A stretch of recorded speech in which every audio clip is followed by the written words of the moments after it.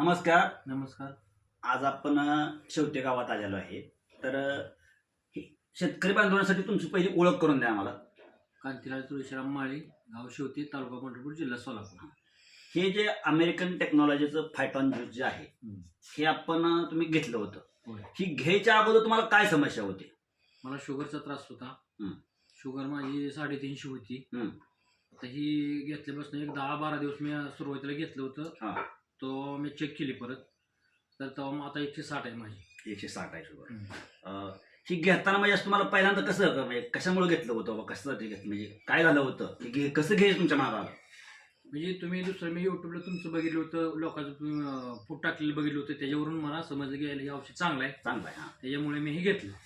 तर तुमची 350 शुगर होती म्हणताय, शुगर कमी झाली आहे. कमी झाली. आणि त्या शुगरसाठी काय अगोदर गोळे वगैरे काय खात होता? अगोदर गोळी माझी चालू होती की बरं, आता